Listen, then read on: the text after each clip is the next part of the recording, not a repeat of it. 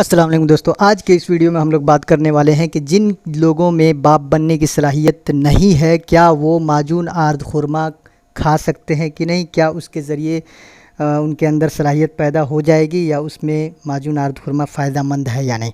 क्योंकि इससे पहले एक वीडियो मैंने बनाया था माजून आर्द खुरमा घर पर कैसे बनाएं, उस पर ये कमेंट आया था कि क्या एज़ोस्पर्मिया यानी ज़ीरो स्पर्म काउंटिंग जिनके अंदर स्पर्म नहीं बन पा रहा है या नहीं है किसी कारण से, तो क्या वो लोग माजून आर्द खुरमा इस्तेमाल कर सकते हैं कि नहीं। तो इसी पर ये वीडियो मैं बनाने वाला हूँ। एक एग्ज़ाम्पल के थ्रू मैं समझाना चाहूँगा। अगर ये एग्ज़ाम्पल आप समझ गए तो आप खुद डिसाइड कर लीजिएगा कि ये दवा आपको उसमें इस्तेमाल करना चाहिए या नहीं करना चाहिए। क्या ये दवा के ज़रिए बाप बनने की सलाहियत वापस आ जाएगी या नहीं आएगी। बस ये एग्ज़ाम्पल आपको समझने की ज़रूरत है।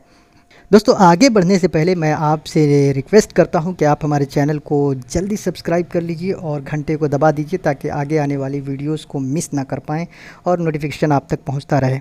दोस्तों, इसमें कोई डाउट नहीं है कि माजून आर्द खुरमा सेक्सुअल वीकनेस को दूर करने वाली दवा है।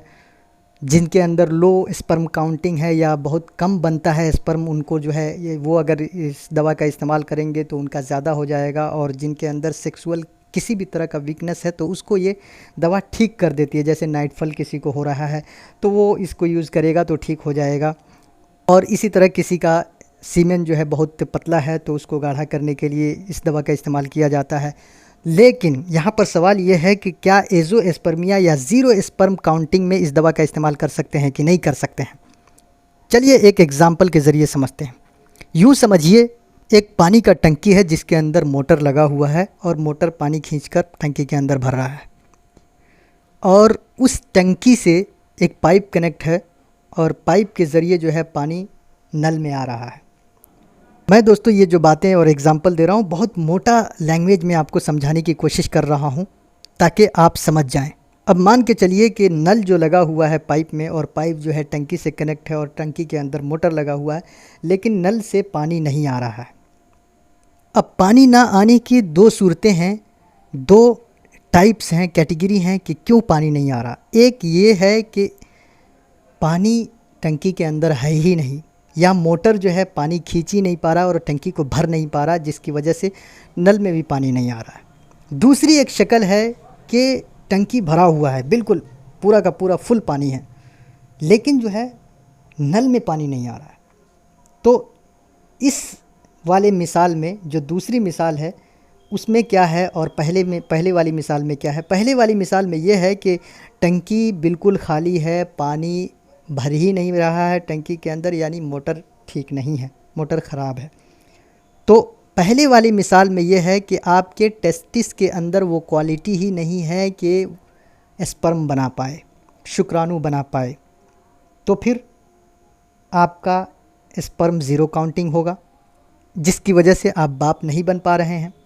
दूसरा वाला मिसाल जो है जिसमें हमने कहा है कि टंकी तो फुल है, यानी जो है टेस्टिस के अंदर स्पर्म पूरा का पूरा भरा हुआ है, लाखों करोड़ों में है, लेकिन जो है फिर भी जो है स्पर्म आ नहीं पा रहा है, यानी पानी नहीं गिर रहा है। इसका मतलब ये है कि ऑब्स्ट्रक्शन है, कहीं ना कहीं ब्लॉकेज है, नल में जो नहीं आ पा रहा है पानी। तो इसका मतलब ये है कि पाइप के अंदर कहीं ना कहीं रुकावट है, कहीं ना कहीं ब्लॉकेज है, जिसकी वजह से टंकी से पानी नल के ज़रिए नहीं गिर पा रहा है।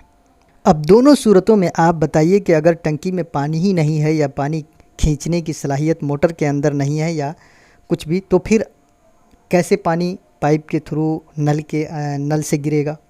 और दूसरा जो है टंकी में पानी फुल है लेकिन जो है ऑब्स्ट्रक्शन है पाइप में, जिसके ज़रिए पानी नहीं आ पा रहा है। तो ये बताइए, ये दोनों क्वालिटी को क्या माजून आर्द खुरमा के ज़रिए ठीक किया जा सकता है? बिल्कुल नहीं। आप आसानी के साथ समझ चुके होंगे कि माजून आर्द खुरमा के ज़रिए ऑब्स्ट्रक्शन, रुकावट को दूर नहीं किया जा सकता, या फिर किसी के अंदर स्पर्म बनाने की सलाहियत बिल्कुल भी नहीं है तो उसको ठीक नहीं किया जा सकता। अब हमने जो आपको एग्जाम्पल दिया, चलिए एग्जैक्ट बैठा कर देखते हैं कि कैसे इसमें बैठता है। स्क्रोटम जो होता है उसके अंदर टेस्टिस होता है। टेस्टिस को टंकी मान लीजिए आप, जिसके अंदर स्पर्म बनता है।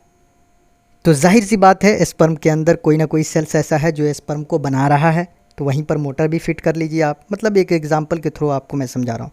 तो वहाँ पर टंकी है और उसी में मोटर लगा हुआ है और टेस्टिस से जो है टेस्टिस के अंदर मोटर लगा हुआ है और टेस्टिस टंकी है, और टेस्टिस से जो पाइप निकलता है जो प्रोस्टेट से होते हुए पेनिस के थ्रू बाहर स्पर्म को निकालता है या सीमेन को निकालने का ज़िम्मेदार होता है, वो समझ लीजिए पाइप है, वो एक पाइप से।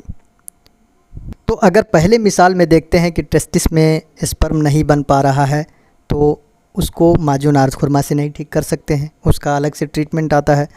उसके अलावा दूसरे मिसाल में अगर पाइप में कहीं ब्लॉकेज है, ऑब्स्ट्रक्शन है, तो फिर उसको माजून आर्द्र खुरमा से नहीं ठीक कर सकते हैं, क्योंकि वो रुकावट है और रुकावट को हम माजून से नहीं ठीक कर सकते हैं। ये सेक्सुअल वीकनेस को ज़रूर दूर कर सकता है, लेकिन जो है जिनके अंदर स्पर्म बनाने की सलाहियत थोड़ी बहुत है तो उनको वो ठीक कर सकता है, लेकिन अगर बिल्कुल भी नहीं है तो उनको ये ठीक नहीं कर सकता है। दोस्तों, इंडिया में 5 से 10% इसके मरीज़ हैं एज़ोस्पर्मिया के, यानी ज़ीरो स्पर्म काउंटिंग के। चलिए, अब इतना तो मैंने आपको मिसाल के ज़रिए समझाने की कोशिश की। चलिए अब थ्योरी जान लेते हैं।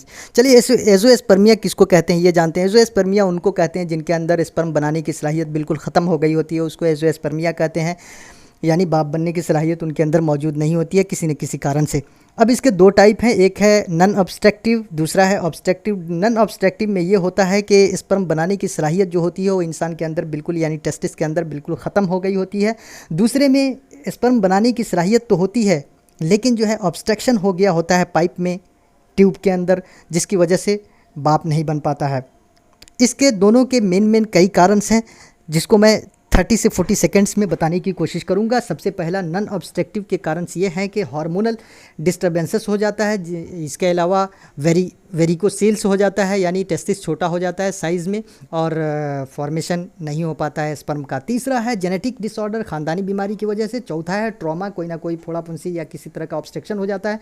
पाँचवा है कीमोथेरेपी, बहुत सारे हायर टाइप की दवाएं आप इस्तेमाल करते हैं जिसकी वजह से स्पर्म बनाने की सलाहियत टेस्टिस के अंदर ख़त्म हो गई होती है। छठा है, जैसे कैंसर में दवाएं चलाई जाती हैं। छठा है रेडिएशन, जो एक्सरे डिपार्टमेंट में काम करते हैं या एक्सरे रेस वाले हायर टाइप के, हायर क्वालिटी के रेस वाले डिपार्टमेंट में काम करते हैं, उनके अंदर मतलब स्पर्म बनाने की सलाहियत ख़त्म हो गई होती है। अब जानते हैं ऑब्स्ट्रक्टिव के मेन कारण क्या है। ऑब्स्ट्रक्टिव के मेन कारण ये है कि कहीं ना कहीं टेस्टिस और प्रोस्टेट ग्लैंड के बीचों बीच जो ट्यूब है, जिसको वास के नाम से जानते हैं, उसमें ब्लॉकेज आ गया है, या फिर वो विजिबल है ही नहीं, किसी मर्द में वो ट्यूब ही नहीं है, या मतलब किसी तरह के प्रॉब्लम की वजह से वो बना ही नहीं है। तो ये दो प्रॉब्लम हो गई। तीसरा ये कि उसमें रुकावट पैदा हो गया है, या चौथा ये कि मतलब उसमें जो है जिनको बच्चे नहीं चाहिए एक्स्ट्रा, वो लोग क्या करते हैं कि कटवा लेते हैं, बाइंडिंग करवा लेते हैं।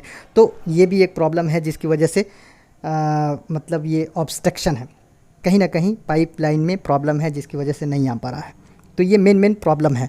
हाँ, एक और चीज़ मैं बता दूं कि स्पर्म जो है टेस्टिस के अंदर बनता है, जबकि सीमेन जो है प्रोस्टेट के अंदर बनता है, और ये दोनों को कनेक्ट करने वाला जो लाइन होता है, ट्यूब होता है, वो वास होता है, और टेस्टिस से स्पर्म ट्यूब के ज़रिए प्रोस्टेट तक पहुंचता है, और वहाँ से सीमेन के साथ मिलकर पेनिस के थ्रू बाहर आता है।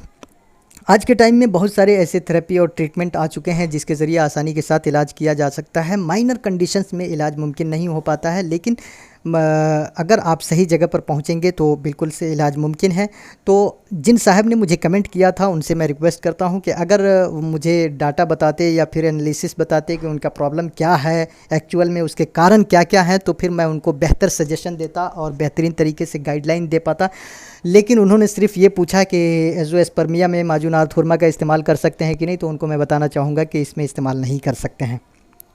तो आज की इस वीडियो में हम लोग ने जाना एज़ोस्पर्मिया का टाइप, एज़ोस्पर्मिया के मेन कारण टाइप्स क्या हैं और उसके मेन कारण क्या हैं, और कितने % लोग मतलब इंडिया में बीमार हैं और इसके ट्रीटमेंट हो सकता है कि नहीं हो सकता है। उसके अलावा माजून आर्द्र खुरमा से इसका के ज़रिए इसका इस्तेमाल करके इसका ट्रीटमेंट कर सकते हैं कि नहीं। तो दोस्तों, वीडियो अच्छा लगा तो लाइक कीजिए और चैनल को सब्सक्राइब करना बिल्कुल भी मत भूलिएगा। आपका कोई प्रॉब्लम हो तो कमेंट बॉक्स में ज़रूर बताइएगा, कोशिश करूँगा कि मैं वीडियो बना दूँ। इस वीडियो को मैंने बहुत शॉर्ट करने की कोशिश की लेकिन नहीं हो पाया। इस वीडियो को मैंने 3-3, 4-4, 5-5 बार मैंने रिकॉर्ड करने की कोशिश की ताकि जो है 3-4 मिनट में ख़त्म हो जाए, लेकिन नहीं हो पाया। तो इसके लिए सॉरी, बहुत लंबा वीडियो हो गया, इतना नहीं होना चाहिए था। वीडियो देखने के लिए बहुत बहुत शुक्रिया।